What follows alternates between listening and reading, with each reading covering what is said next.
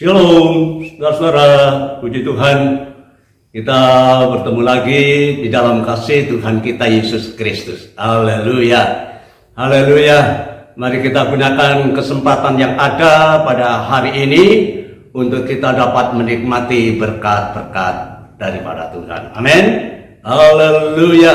Nah, saudaraku, pada kesempatan hari ini saya ingin menyampaikan firman Allah dengan satu topik, dengan satu tema, mempelai Kristus yang siap sedia. Wow. Mempelai Kristus yang siap sedia. Apa maksudnya ini? Baik, kita akan baca dulu ayatnya ya.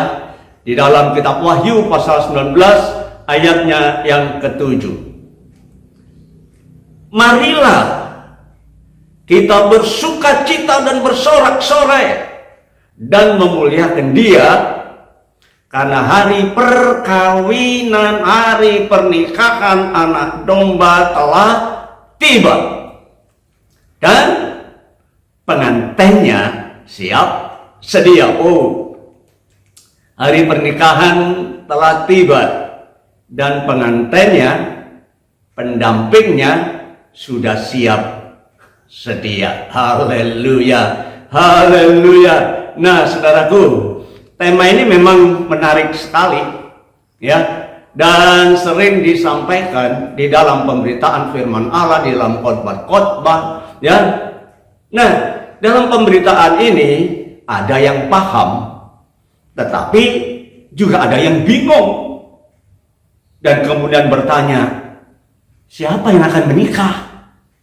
Siapa? Nah, siapa di antara kita masing-masing ya ternyata sudah mengklaim dirinya menjadi mempelainya Tuhan.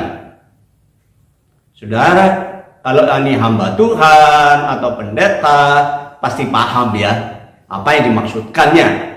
Tetapi kalau kaum awam, mereka mungkin bingung juga ya. Dan bahkan kadang-kadang ya, karena seringnya mendengar pemberita firman Allah mengatakan bahwa kita dalam mempelainya Tuhan, maka kemudian mereka latah saja, mengikut saja tanpa ada pengertian, tanpa ada pemahaman yang benar. Nah, saudaraku yang kekasih, apa sih makna mempelai itu? Ya, mempelai itu artinya bahwa mereka atau sedang terjadi kelangsungan pernikahan. Ya, jadi namanya mempelai ini sudah terjadi pernikahan, bukan berarti belum, ya, belum menikah, ya. Mempelai ini artinya dua orang yang sudah bersanding menjadi satu, menjadi mempelai, bukan calon loh ya, tapi benar-benar mempelai. Nah, saudaraku, mempelainya Kristus, ya, artinya mereka yang sedang melangsungkan pernikahan dengan Kristus. Kemudian pertanyaannya, siapa di antara kita yang nanti akan menjadi mempelainya Tuhan? Saudaraku yang kekasih, mempelai itu harus pria satu, wanita satu. Itu baru namanya mempelai. Tapi kalau banyak, kalau kita semua yang klaim, aku adalah ya mempelai Kristus, Yesus adalah suamiku, sebentar tunggu. Siapa kemudian di antara kita nanti ketika saat terjadinya pernikahan anak domba tadi dikatakan yang menjadi pendampingnya? Apa kemudian terjadi yang namanya poligami? Lakinya satu, yaitu Kristus, perempuannya banyak di antara kita. Nah, saudaraku, memang sekali lagi menimbulkan kesalahpahaman dalam hal ini. Apa yang dimaksudkan mempelai Kristus ini? Siapa nanti yang akan menikmati suasana atau masuk dalam pernikahan itu di sorga? Ya, nah saudaraku, Kita jangan sesat ya. Kita mesti memperhatikan dengan benar siapa yang akan menikah di surga. Nah, saudara, Tuhan Yesus pernah menegur orang-orang Saduki, ya, ketika mereka mengajukan satu pertanyaan. Ya, dia menceritakan bahwa ada 7 orang bersaudara. Kemudian yang sulung itu mempunyai seorang istri, menikah. Tetapi kemudian si sulung ini mati, tapi istrinya belum punya anak. Menurut adat setempat, maka adiknya yang nomor 2 harus menggantikan. Maka digantikan oleh adiknya yang kedua untuk menikah dengan mantan suami, mantan istri daripada kakaknya. Tetapi belum punya anak, dia juga mati. Demikian pula giliran yang ketiga, mati. Keempat, mati. Kelima, 6, 7, mati semua. Wow. Saudara, kalau saya mungkin di antara saudara itu saya tidak mau dah. Ya, karena banyak perempuan bawa sial nih. Karena ternyata semua yang menikah dengan dia mati. Nah, saudara-saudaraku yang kekasih, sekali lagi jangan sesat. Ketika mereka bertanya kepada Tuhan, kemudian Guru, nanti di dunia kebangkitan, siapa yang menjadi suami dari perempuan itu tadi? Sebab semua sudah menikahinya. Maka dikatakan di dalam Markus pasal 12 ayat 24 sampai 25 itu dikatakan, jawab Yesus kepada mereka, kamu sesat. Kamu sesat.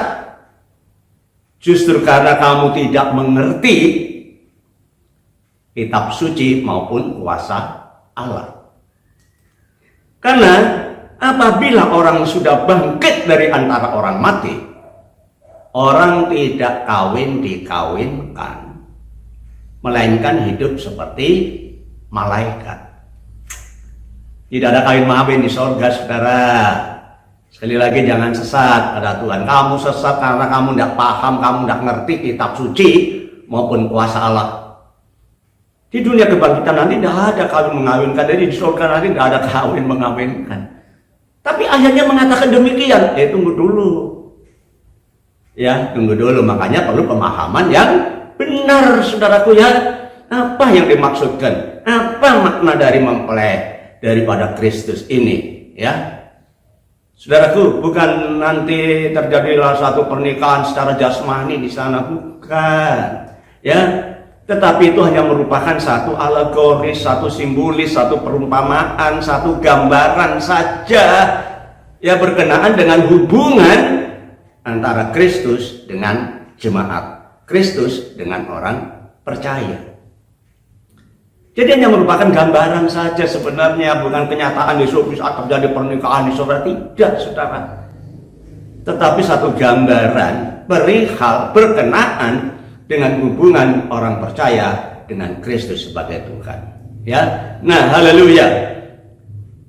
Kalau gambaran itu dilukiskan berkenaan dengan hal kedekatan, ya, kedekatan, hubungan yang begitu dekat, maka digambarkan oleh Tuhan sebagai bapak dan anak. Ya, untuk hubungan antara bapak dan anak itu tidak bisa terpisahkan, saudara. Sangat dekat sekali, sampai dimanapun juga antara bapak dan anak itu tetap memiliki hubungan yang dekat. Ya, haleluya. Dalam Matius pasal 23 ayat yang ke-9 dikatakan di sana, dan janganlah kamu menyebut siapapun bapak di bumi ini. Ya, karena hanya satu bapakmu, yaitu dia yang di surga. Ya, artinya bukan bapak kandung ini, saudara ya, bapak secara lahiriah ini. Hubungan antara, ya, kehidupan rohani, ya, dengan penyembahan kepada ilah-ilah lain. Jangan menyebut di bumi ini sementara kamu masih hidup di bumi ini kepada ilah lain, itu bapak. Karena hanya satu bapakmu yang ada, yaitu yang di surga. Jadi dalam hal kedekatan, saudaraku, digambarkan bagaimana dekatnya orang percaya itu dengan Tuhan kita. Itu digambarkan sebagai hubungan antara bapak dan anak yang tidak akan pernah terpisahkan. Haleluya. Nah, yang kedua, di dalam hal penurutan, sekali lagi hubungan antara Kristus dengan jemaat itu hal penurutannya, maka itu digambarkan sebagai domba dan gembala. Alegoris, gambaran, lukisan hubungan antara kita dengan Tuhan itu sebagai domba dan gembala. Haleluya. Nah, Yohanes pasal 10 ayat 4, di situ dikatakan, jika semuanya telah di bawahnya keluar, domba-domba itu dibawa keluar oleh gembalanya, maka gembala itu berjalan di depan mereka dan domba-domba itu mengikut dia karena mereka mengenal suara gembalanya.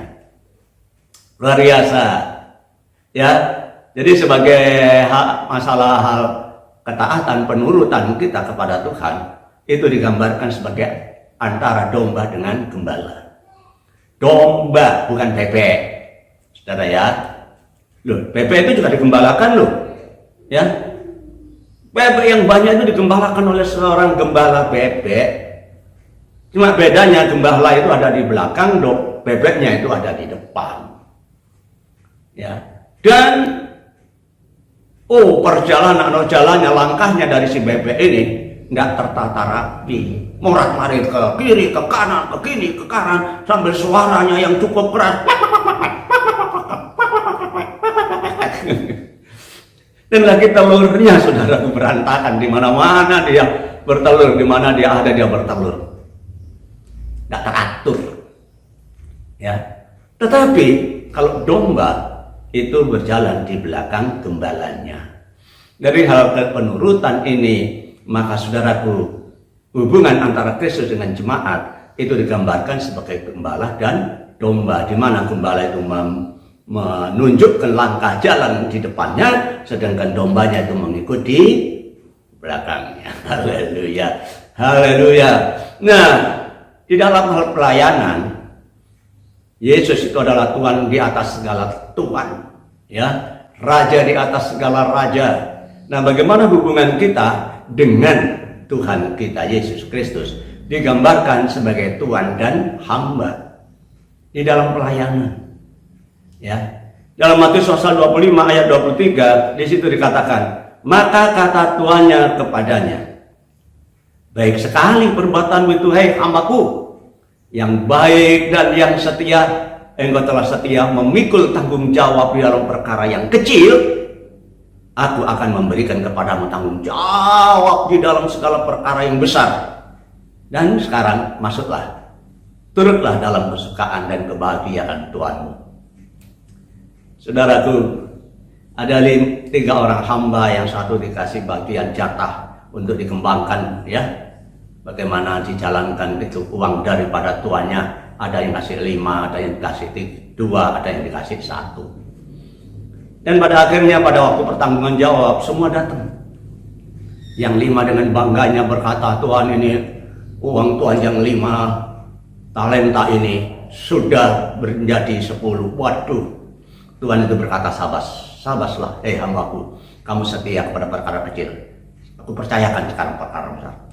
Masuk dalam kebahagiaan Tuhanmu. Datanglah yang dikasih 2. Apa katanya? Tuhan, ini Tuhan yang percayakan kepada saya 2 talenta, sekarang menjadi 4. Waduh, Tuhan ini bangga. Sama katanya kepada seperti yang 5 tadi, masuklah kebahagiaan Tuhanmu. Tapi datang lagi yang 1 dengan cemberut, dengan wajah yang kurang menyenangkan. Dia datang, Tuhan menabur di tempat yang Tuhan tidak menuai. Kejam. Ini talenta yang 1 dikembalikan. Maka kata Tuhan, hambaku yang jahat, sudah tahu bahwa aku ini menabur di tempat yang tidak menuai. Kenapa nggak kamu jalankan? Sekarang mana? Talenta itu diminta, kasihkan kepada yang mempunyainya, dan kamu masuklah dalam tangisan dan kertas gigi. Saudara, hubungan antara Tuhan dengan kita itu sebagai pelayan dengan Tuhan. Pelayan itu setia atau tidak, patuh atau tidak, menjalankan tugasnya atau tidak. Nah, itu hubungannya. Gambaran dilukiskan satu alegoris Ya. Nah, saudaraku, dalam hubungan masalah pedoman hidup, karena kita melangkah tidak hanya berjalan menurut maunya sendiri, apalagi sebagai orang percaya kepada Tuhan, kita tidak boleh melangkah mau kita sendiri, ya. Nah, di dalam hal pedoman, maka Kristus itu adalah sebagai batu penjuru. Dalam Efesus pasal 2 ayat 19 sampai yang ke-20, di situ dikatakan, demikianlah kamu, bukan lagi orang asing atau pendatang, bukan, ya, melainkan kamu adalah kawan sewarga dari orang-orang kudusnya dan anggota-anggota keluarga Allah. Waduh, luar biasa, saudara ya. Kita anggota keluarga Allah, tetapi tidak sembarangan kita melangkah, ya. Yang dibangun, nah ini saudara, kita dibentuk menjadi keluarga Allah, dibangun di atas dasar para rasul dan para nabi. Itulah firman Allah. Hidup kita ini ditata, diatur oleh firman Allah dengan Kristus Yesus sebagai batu penjurunya. Jadi nabi-nabi, rasul-rasul, walaupun dia memberitakan, mengajarkan firman Allah, ada dasarnya. Dan dasarnya itulah Yesus Kristus, bukan sembarang. Ya, bukan kata-kata indah mereka, tidak. Karena segala tulisan itu diwahyukan oleh Allah dan kemudian disampaikan menurut bahasa penyampai itu sendiri secara masing-masing.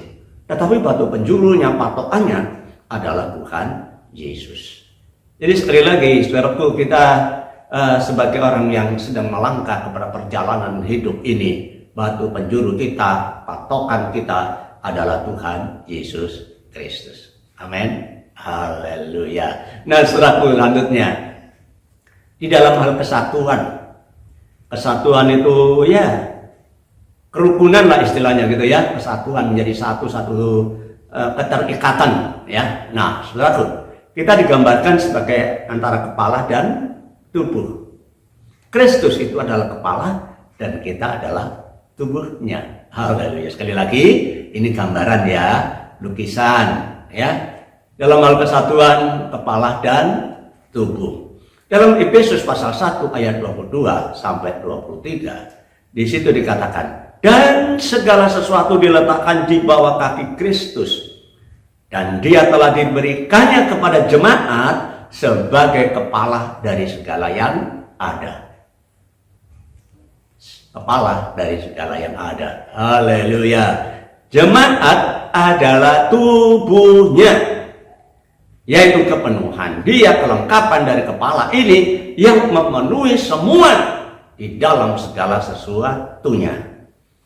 Jadi tubuh ini dipenuhi oleh kepala ini, saudaraku. Ya, tubuh ini adalah kelengkapan daripada kepala, ya, kepenuhan daripada dia. Ya, haleluya. Hubungan dalam hal kesatuan digambarkan antara kepala dan tubuh.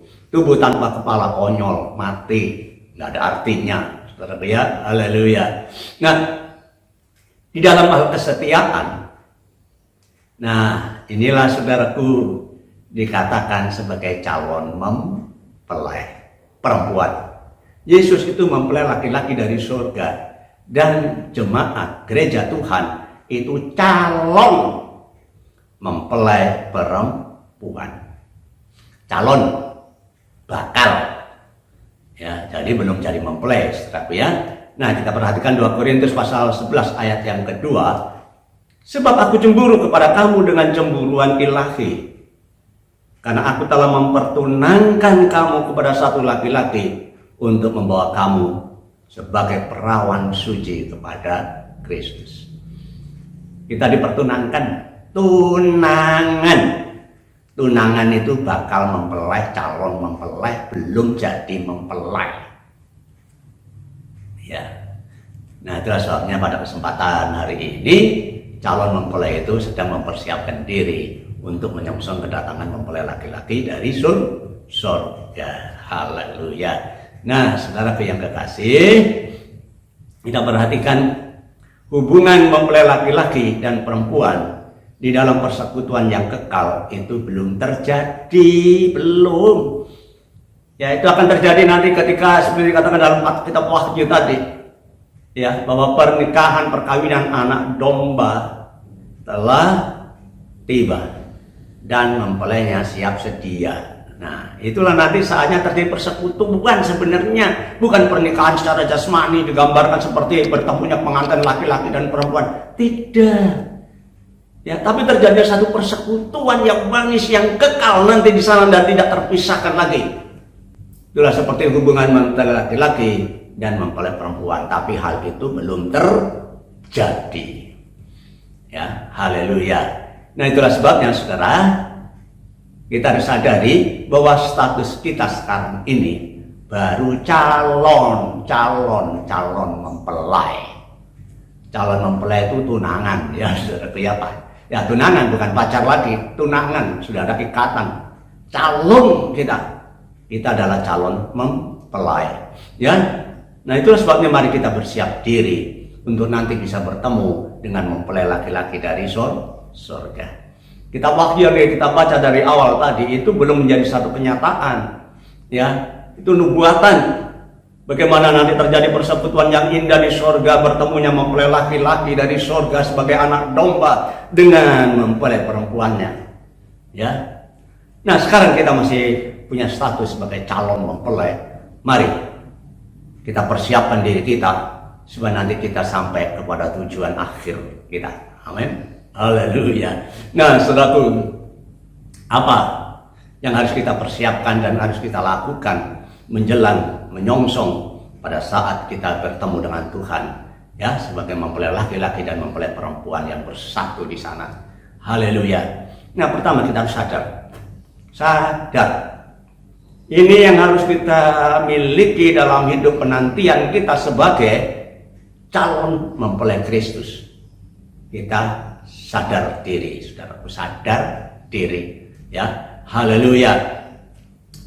Dalam 1 Tesalonika pasal 5 ayat 6, di situ dikatakan, sebab itu baiklah kita jangan tidur seperti orang-orang lain, tetapi mari waspada, mari berjaga-jaga dan sadar.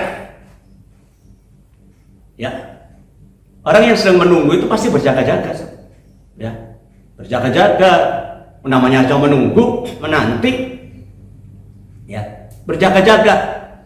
Mari kita jangan sampai tertidur, jangan sampai kita lengah tatkala kita menanti kedatangan Yesus Kristus sebagai mempelai laki-laki dari surga untuk menjemput kita. Kita sadar, kita berjaga-jaga. Haleluya. Sadar, saudaraku, ya. Haleluya. Mari kita sadar. Kita pahami bahwa kita sebenarnya adalah tunangan dari Kristus. Tunangan, calon mempelai. Kita sadar ini. Lagi kita belum jadi mempelai loh, saudara. Ya, jangan kemudian salah dalam mengucap, menggunakan lafal-lafal yang salah. Ya, kita baru calon. Calon itu bisa gagal. Oh, namanya calon pegawai saja bisa gagal, nggak diterima. Walaupun sudah interview dan lain sebagainya, namanya calon. Ya, nah kita harus sadar bahwa kita adalah tunangan Kristus, calon mempelai perempuan daripada Kristus. Nah, saudaraku, kita harus sadar bahwa tunangan itu ditandai dengan kecemburuan. Wow. Ya. Tunangan itu ditandai dengan kecemburuan, saudara. Kalau ada dua orang yang sedang bertunangan, tiba-tiba ada salah satu yang diganggu orang atau menyimpang, pasti salah satunya cemburu. Entah itu yang laki-laki atau entah yang perempuan, pasti. Nah, tunangan itu ditandai dengan kecemburuan. Hati-hati. Kita harus sadar ini, saudaraku, ya.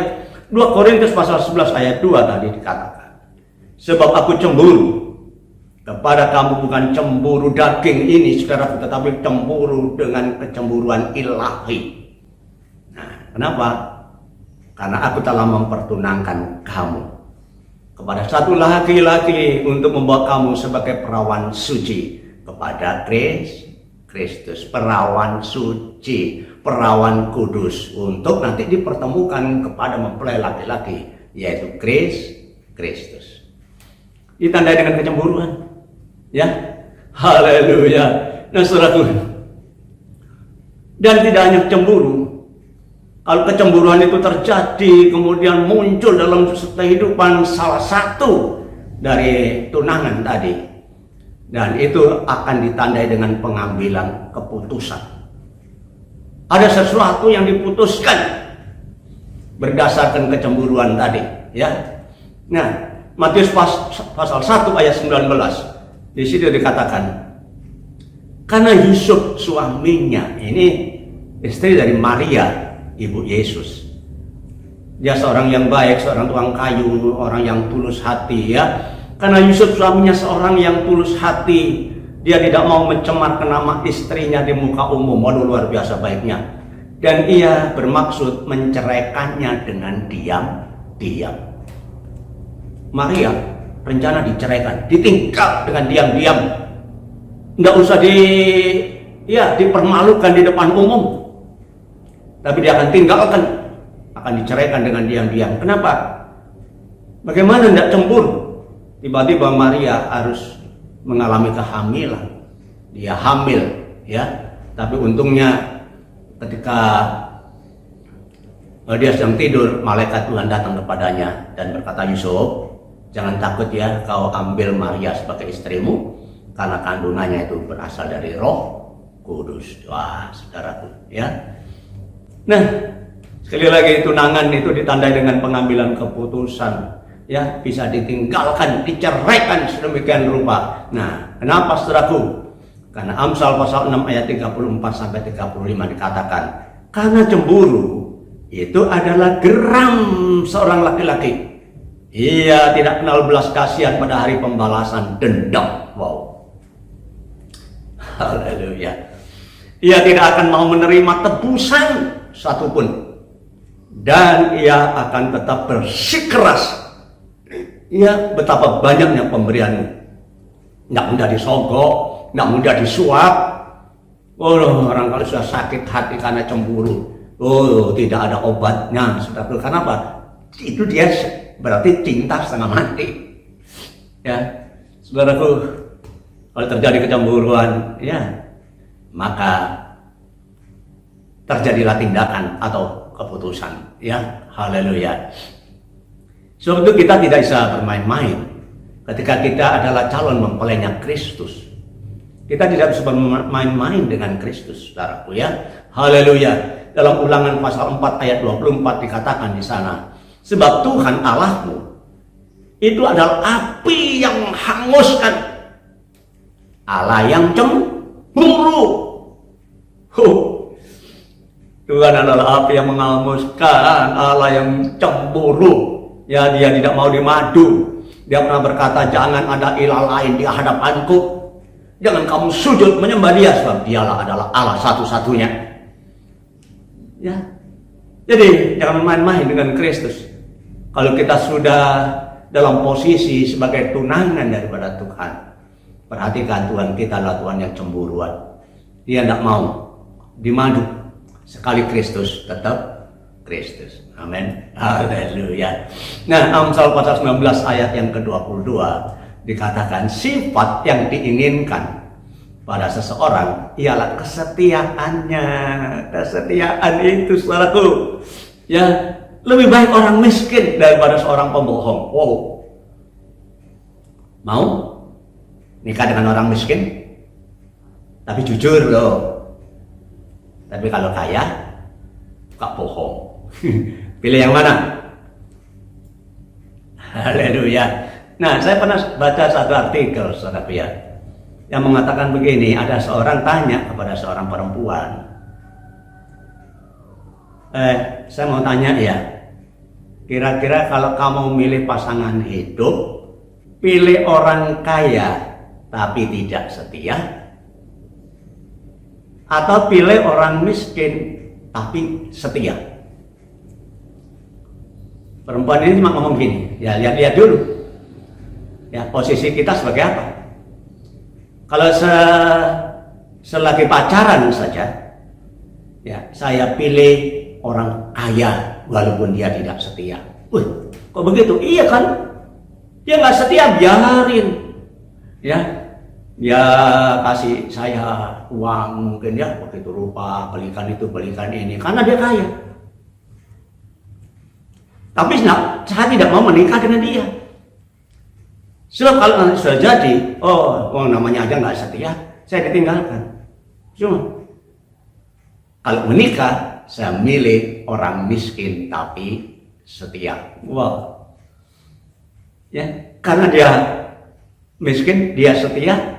Ketika menjadi suami istri, dia tetap setia kepada saya. Ini artikel, saudara ya. Saudara tinggal pilih mana, ya. Sifat yang diinginkan pada seseorang ialah kesetiaannya. Lebih baik orang miskin yang setia daripada seorang yang pembohong. Orang kaya tapi bohong. Haleluya. Nah, saudaraku yang dikasih, ya. Amsal pasal 20 ayat yang ke-6. Banyak orang yang menyebut dirinya itu baik hati, tetapi orang setia, siapa yang bisa menemukan? Orang baik hati banyak. Suaminya baik hati, begitu pulang selalu bawa oleh-oleh, ya, begitu luar biasa, tidak pernah marah-marah, ya. Tetapi di luar dia nggak setia, macam-macam ya, aneh-aneh dia. Tapi kalau di rumah itu baik, kebutuhan si istri dilengkapi semuanya, ya. Atau sebaliknya juga, istrinya yang baik, ya. Begitu datang, suaminya sudah dipersiapkan makanan dan lain sebagainya. Tetapi begitu suaminya kerja, dia juga ikut kerja, nggak tahu kerja di mana. Banyak orang yang menyebut diri baik hati, tetapi yang setia, siapa yang menemukan? Saudaraku, jangan main-main dengan Kristus. Tuhan ingin, karena Tuhan kita itu adalah setia, maka Dia ingin kita juga setia kepadanya. Amin. Haleluya. Nah, saudara yang kasih, hubungan kasih itu perlu dipertahankan. Ya, ketika kita punya tunangan, ya dalam arti sekarang ini kita dipertunangkan dengan Kristus. Hubungan kasih perlu dipertahankan. Jangan sampai putus di tengah jalan. Ya, kesetiaan itu perlu diperjuangkan. Ya, orang yang bisa setia itu karena perjuangan loh. Bukan datang begitu saja. Ya. Lukas pasal 15 ayat yang ke-8. Ya, dikatakan, atau perempuan manakah yang mempunyai 10 dirham, punya 10, dan jika ia kehilangan satu saja dari antaranya ini, dari antara 10 tadi hilang satu, kemudian dia tidak menyalakan pelita dan menyapu rumah, serta mencarinya dengan cermat sampai menemukannya. Saudara, mungkin kita berpikir cuma satu aja, kan masih ada 9. Tinggalkan aja dah. Kenapa susah-susah? Ya, sama seperti domba 100 hilang 1. Dicari sampai ketemu. Begitu ketemu, maka gembala ini mengadakan pesta sukacita karena yang satu hilang sudah ditemukan. Sama dengan perempuan ini, dicari dengan cermatnya menggunakan sapu, menggunakan lampu, dan ketika ketemu, saudaraku, dia adakan pesta. Dia panggil tetangga-tetangganya untuk mengadakan jamuan. Luar biasa. Ya, ini cerita yang mungkin menimbulkan tanda tanya, kenapa sih kok sampai seperti itu? Ya, memang dalam lukisan yang diberikan oleh Tuhan ini berkenaan dengan orang yang berdosa yang hilang. Ya, tetapi berkaitan dengan kebudayaan. Maka sebenarnya dirham pada perempuan itu adalah pemberian daripada tunangannya. 10 yang harus dipakai, harus dijaga, tanda kesetiaan kepada tunangannya.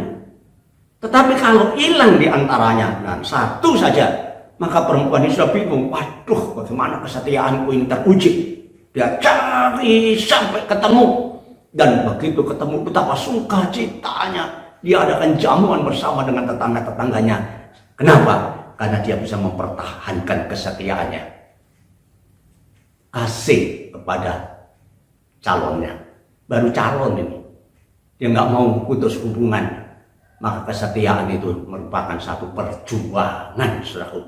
Sampai hari ini pun bagi kita yang percaya kepada Tuhan, kesetiaan kita juga perjuangan, saudaraku. Kesetiaan kita beribadah. Kesetiaan kita untuk dekat sama Tuhan. Yang seringkali kita dikalahkan dengan acara-acara yang lain. Malah cuma wisata saja, ibadahnya ditinggal. saudaraku. Mari kita pertahankan. Ya. Hari libur banyak gereja yang sepi. Karena banyak yang nggak setia. Hari libur mereka pergi keluar kota daripada pergi ke gereja. Jagalah kesetiaan kita, ya. Hubungan kasih itu perlu dipertahankan. Kesetiaan itu perlu diperjuangkan. Haleluya. Nah, saudaraku, yang kedua, kita sadar bahwa sebagai tunangan harus tumbuh dewasa. Dewasa itu artinya bukan badannya saja tambah gede, tapi kedewasaan di dalam pemikiran, dalam arti kedewasaan dalam kehidupan jiwani kita ini, saudaraku, ya. Haleluya. Nah, memang ada dua tipe orang Kristen, saudaraku. Pertama, orang Kristen yang dewasa rohani, dan orang Kristen yang anak-anak rohaninya, ya. Nah, perlu diketahui bahwa kedatangan Tuhan Yesus bukan seperti bayi lagi, saudaraku.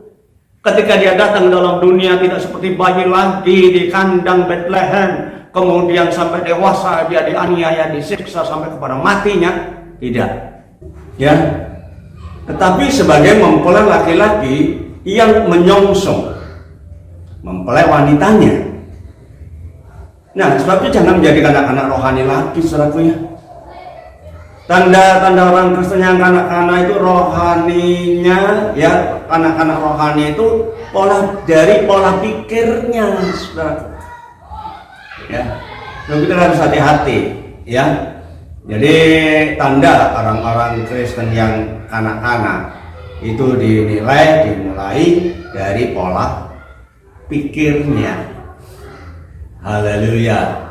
Nah, di dalam 1 Korintus pasal 13 ayat 11a di situ dikatakan, ketika aku kanak-kanak, maka aku berpikir seperti kanak-kanak. Aku merasa seperti kanak-kanak.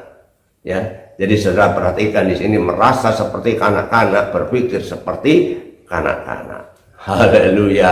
Nah, dalam 1 Korintus pasal 3 ayat 1 sampai 3 Paulus mengatakan, dan aku saudara-saudara, nah pada waktu itu tidak dapat berbicara dengan kamu seperti dengan manusia rohani, tidak bisa, tetapi hanya dengan manusia duniawi yang belum dewasa di dalam Kristus. Jadi ternyata saudara, orang-orang yang tidak bisa bertumbuh rohaninya menjadi dewasa, yang masih tetap anak-anak, itu adalah orang yang selalu ditandai dengan cara hidup keduniawiannya. Aku tidak bisa berkata-kata kepada kamu dengan manusia yang rohani, nggak dapat. Karena kamu hidup di dalam duniawi, pikiranmu masih duniawi, kamu kanak-kanak di dalam rohani. Ya, haleluya. Nah, itulah sebabnya susu yang kuberikan kepadamu, susulah yang kuberikan kepadamu, bukan makanan keras, sebab kamu belum dapat menerimanya. Ya, susu. Dan sampai sekarang pun kamu belum dapat menerimanya. Ini satu hal yang sangat-sangat menyedihkan, saudaraku, ya. Karena sampai Paulus menegur, ya, kepada jemaat di Korintus ini, aku tidak bisa kasih makanan kamu dengan cara yang keras, tetapi susu yang kuberikan. Nah, banyak orang Kristen yang seperti ini, saudara, dalam kehidupan kekanak-kanakannya itu, ya, saudaraku, ya, masih senang dengan pemberitaan, dengan khotbah, ya, yang lunak-lunak, ya, dengan khotbah yang menyenangkan hati. Saudara-saudara, setia kepada Tuhan supaya Tuhan memberkati, ya, roti makananmu, air minumanmu. Waduh, ya, kalau dinabubukkan dengan berkat-berkat itu senang setengah mati. Tetapi kalau firman Allah itu disampaikan dengan keras, menegur, menempelak dosa-dosa kita, langsung ngacir. Nah, saudaraku, Paulus berkata, susu yang kuberikan kepadamu, bukan makanan keras. Dan sampai sekarang pun kamu nggak bisa menerima makanan yang keras ini. Ya, haleluya. Nah, kenapa, saudara? Karena kamu masih manusia duniawi. Sebab jika di antara kamu ada iri hati, ada perselisihan. Bukan kan hal itu menunjukkan bahwa kamu manusia duniawi dan bahwa bukan hidup secara dan kamu hidup secara manusiawi. Manusia duniawi hidup secara manusiawi, itulah anak-anak rohani. Ya. Nah, marilah saudaraku yang kekasih, sebagai calon mempelainya Tuhan, kita harus bertumbuh menjadi dewasa di dalam kerohanian kita, ya. Dan tanda kedewasaan rohani ini yang jelas adalah meninggalkan kekanak-kanakan kita. Haleluya. Nah, saudaraku ya, jadi tanda kedewasaan rohani itu kita tinggalkan kekanak-kanakan kita, ya.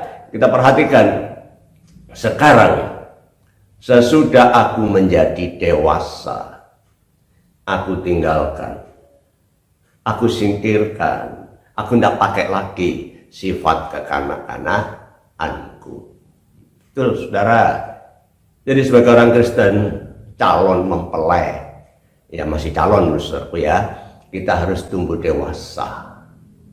Ya, dewasa dalam kehidupan rohani kita, bukan lagi kanak-kanak yang cengeng, yang gampang putus di tengah jalan, tidak.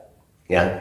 Nah, saudara, kita perhatikan ada satu peristiwa yang menarik, ya, dan satu cerita yang menarik, ya.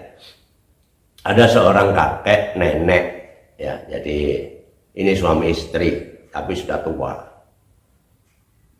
Ya, kemudian mengadakan pesta perkawinan emas. Sudah pernikahan 50 tahun. Wow. Ya, bertahan sampai 50 tahun, saudaraku ya. Nah, saudaraku, pada suatu saat dia adakan pesta itu, ya. Dia undang teman-temannya semua, ya, dengan satu pesta yang meriah, banyak makanan di situ. Dan orang-orang semua datang. Nah, di dalam acara itu ada MC-nya, ada pembawa acaranya yang memandu jalannya acara pernikahan emas itu. Nah, dengan asiknya, dengan ya begitu menggebu-gebu si MC ini menyampaikan komentar-komentarnya, ya, menunjukkan bahwa kebahagiaan suami istri ini. Nah, tetapi tiba-tiba dia berkata begini, maaf ya, saya mau tanya dulu kepada Oma, ya, nenek. Kamu tanya, nenek kelihatan bahagia sekali, sejak tadi senyum-senyum. Lah iyalah, mau apa lagi? Gini, Nek, saya mau tahu kuncinya, resepnya, rahasianya.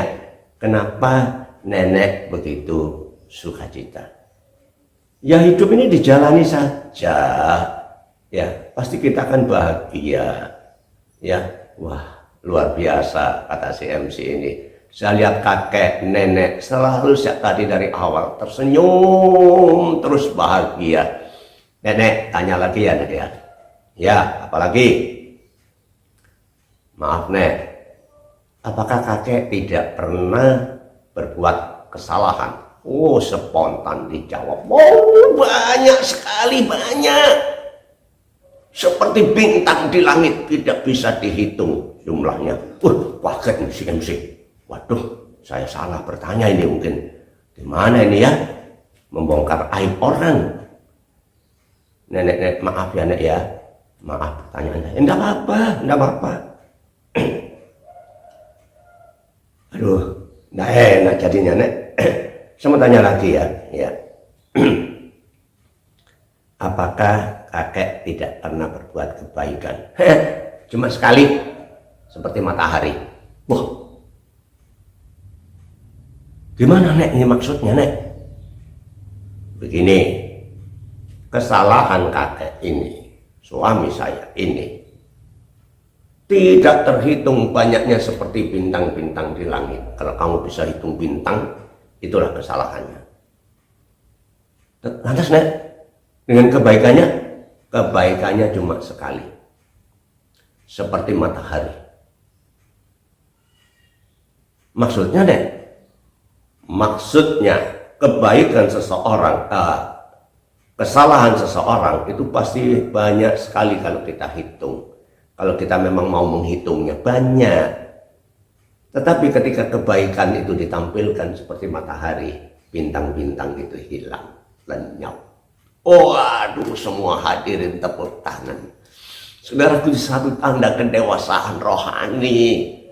Tidak selalu memikirkan kesalahan orang, memperhitungkan kesalahan orang, baik itu suami maupun istri sendiri. Tetapi yang dilihat adalah kebaikannya. Waduh, luar biasa. Luar biasa ini, saudaraku ya. Mari kita syukuri sebagai orang yang percaya. Kita calon mempelainya Tuhan Yesus Kristus. Mari kita persiapkan diri kita dengan pertumbuhan rohani kita. Kita menjadi dewasa di dalam Kristus. Haleluya. Nah saudaraku, dan yang ketiga, kita harus sadari bahwa sebagai tunangan Kristus Yesus, calon mempelainya Tuhan Yesus nanti, maka kita harus sepadan dengan Kristus. Haleluya. Arti sepadan itu selaras, seimbang. Ya, jadi artinya tidak nyomplang, ya, selaras, seimbang. Nah, pikiran dan perasaan kanak-kanak kita harus ditinggalkan. Harus ditinggalkan, saudaraku ya. Nah, dalam Filipi pasal 2 ayat 5 dikatakan, hendaklah di dalam hidupmu bersama meletakkan pikiran dan perasaan yang terdapat pada Yesus Kristus.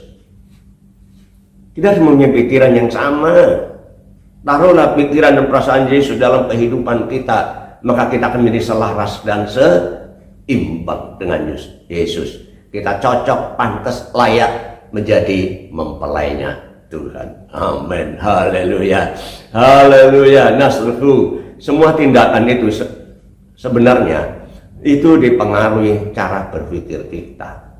Apa yang kita lakukan itu dipengaruhi oleh cara berpikir kita.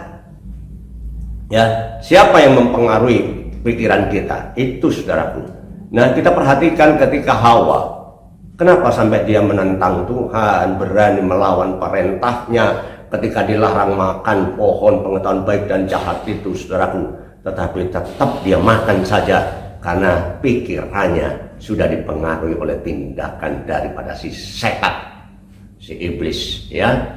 Nah, Hawa mencerminkan tindakan daripada iblis ini, mencerminkan watak daripada si iblis, si pemberontak itu, ya. Tapi bagaimana dengan kita? Seharusnya tidak demikian. Kalau kita sadar siapa kita ini, kita ini adalah calon mempelainya Tuhan, saudaraku ya. Maka kita harus mencerminkan pikiran dan perasaan Kristus di dalam hidup kita. Itulah sepadan, selaras, dan seimbang. Haleluya. Haleluya. Nah, saudaraku yang kekasih, dalam 2 Korintus pasal 3 ayat yang ke-18, dan kita semua seharusnya mencerminkan, memancarkan kemuliaan Tuhan dengan muka yang tidak terselubung, dengan muka yang tidak tertutup. Saudaraku, dalam arti apa? Ketika kita tampil dimanapun juga, ternyata Kristus itu yang kita tampilkan. Cahaya kemuliaan Tuhan itu yang tampil sehingga menjadi satu kesaksian yang baik dimanapun kita berada. Haleluya. Dan karena kemuliaan itu datangnya dari Tuhan, bukan dari diri kita sendiri, yang adalah roh, maka kita diubah menjadi serupa dengan gambarannya, ya, dengan gambarnya, sesuai, cocok, serupa dengan gambarnya di dalam kemuliaan. Dan kemuliaan itu semakin bertumbuh besar. Makin lama kemuliaan Kristus makin terpancar dalam kehidupan kita kalau kita bisa menempatkan diri selaras, seimbang dengan Tuhan. Haleluya. Nah, saudaraku, kita perhatikan bahwa pikiran dan perasaan Kristus itu berbeda dengan pikiran dan perasaan iblis. Ya, dan sebab itu hati-hati di dalam kehidupan ini, siapa yang mempengaruhi pikiran dan perasaan kita, Kristus atau iblis? Ya, kalau iblis itu pikiran dan perasaannya penuh dengan kesombongan, kecongkakan, ya saudaraku, haleluya, Nah, di dalam Yesaya pasal 14 ayat 12 sampai yang ke-14, di situ dikatakan firman Allah, wah, engkau sudah jatuh dari langit, hai bintang fajar, bintang timur, engkau sudah dipecahkannya dan jatuh ke bumi, hai yang mengalahkan bangsa-bangsa. Ini adalah satu tindakan Allah yang dikenakan kepada si iblis, si setan, si bintang fajar, bintang timur. Itu awalnya dia sebagai bintang yang begitu luar biasa, tapi ternyata dihempaskan. Hati-hati dengan kita, saudaraku. Siapa yang mempengaruhi hidup kita? Ya, apa kata setan? Engkau yang tadinya berkata dalam hatimu, ini dalam hati kata setan itu saja diketahui oleh Tuhan. Aku hendak naik ke langit. Wow. Aku hendak mendirikan tahtaku mengatasi bintang-bintang Allah. Dan aku hendak duduk di atas bukit pertemuan jauh di sebelah utara.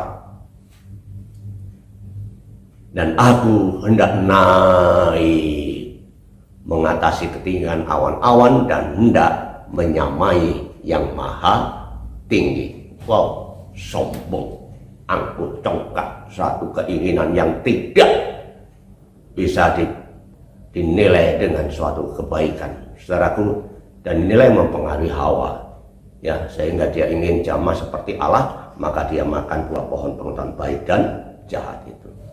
Tapi apa yang terjadi? Setan dihempaskan, saudaraku, ya. Jadi kita lihat di sini beda pikiran Kristus dengan pikiran setan. Nah, sebagai calon atau tunangan daripada Kristus, kita harus memiliki pikiran dan perasaan yang sama dengan Kristus. Haleluya. Ya. Nah, Filipi pasal 2 ayat 6 sampai 8 di situ dikatakan, yang walaupun Kristus itu di dalam rupa Allah, ya, dia tidak menganggap kesetaraan dengan Allah itu sebagai milik yang harus dipertahankan. Nah, ketika dia datang ke dalam dunia, dia tidak mempertahankan kealahannya itu. Ya, dia datang menjadi manusia, dan manusia yang sempurna, bisa sakit, bisa menderita, bisa kelaparan dan lain sebagainya, bahkan bisa mati. Dia tidak mempertahankan kesetaraan itu, melainkan dia telah mengosongkan dirinya sendiri, dikosongkan, dinolkan, dan mengambil rupa seorang hamba dan menjadi sama dengan manusia. Wow, kenapa? Supaya dia bisa melayani manusia berdosa seperti kita ini, ya. Haleluya. Dan di dalam keadaannya sebagai manusia, ia telah merendahkan dirinya dan taat sampai mati, bahkan mati di kayu salib. Luar biasa, beda dengan si Hawa yang dipengaruhi oleh si setan ini. Dia dari manusia ingin jadi Allah, tetapi Kristus, dia yang adalah Allah, turun menjadi manusia untuk menyelamatkan orang berdosa ini. Amin, amin, amin. Nah, saudaraku, sekali lagi, bertolak belakang pikiran dan perasaan Kristus itu dengan iblis. Di dalam kerendahannya dia telah mengosongkan dirinya serendah-rendahnya menjadi manusia, dan hasil akhir dari kerendahannya dia nikmati, ya. Nah, di dalam Filipi pasal 2 ayat 9 sampai 11 dikatakan, itulah sebabnya Allah sangat meninggikan dia dan mengaruniakannya kepadanya nama di atas segala nama. Wow, saudaraku, nama di atas segala nama-nama yang begitu luar biasa, ya, yang melebihi dari nama-nama di dunia ini. Tujuannya supaya di dalam nama Yesus inilah bertekuk lutut segala yang ada di langit dan yang ada di atas bumi dan yang ada di bawah bumi. Nama di atas segala nama yang membuat semua oknum bertekuk lutut di bawah kakinya Tuhan Yesus. Haleluya. Nah, saudaraku, bagaimana dengan kita sekarang? Ini penting. Kalau Yesus sudah sedemikian rupa merendahkan diri sampai dia dimuliakan, dan dia sedang menunggu saatnya untuk menjemput kita, bagaimana dengan kita? Ya, tentu kalau kita sadar bahwa kita adalah tunangan calon mempelai Kristus, maka kita harus jaga kesetiaan kita. Kita harus jaga kedewasaan rohani kita. Kita harus jaga pikiran dan perasaan kita. Haleluya. Sehingga saudara, apa yang terjadi dalam Kolose pasal 3 ayat yang keempat dikatakan, apabila Kristus yang adalah hidup kita, kalau dia menyatakan diri kelak, kamu pun akan menyatakan diri bersama dengan dia di dalam kemuliaan. Amin. Luar biasa. Ya, saudaraku, nanti pada saat Yesus datang, kita juga tampil dalam kemuliaan, kita diangkat bersama-sama. Oh haleluya, sebab itulah mempelai Kristus ini, calon mempelai Kristus, tunangan dan mempelai Kristus harus mempersiapkan diri dengan sebenar-benarnya. Amin. Haleluya. Haleluya. Nah saudaraku, Tuhan memberkati kita semua pada kesempatan hari ini. Amin. Haleluya. Mari kita berdoa. Bapa di surga, terima kasih Engkau lah Allah yang layak dipuji, ditinggikan, dan Engkau telah menyatakan kemurahan, rahmat, dan anugerah-Mu kepada setiap manusia yang percaya kepadamu Tuhan, bahwa mereka Engkau tempatkan sebagai calon-calon mempelai yang saat ini harus mempersiapkan diri di dalam segala hal untuk satu saat bersama-sama Tuhan di dalam kemuliaan. Terima kasih Tuhan, ampunilah segala kekurangan kelemahan kami selama ini, dan Tuhan layakkan kami, Tuhan pimpin kami supaya kami dapat menempatkan diri sebagaimana yang Tuhan kehendaki. Terima kasih Tuhan, berkati kami semua pada saat ini di dalam nama Tuhan Yesus. Haleluya. Amin.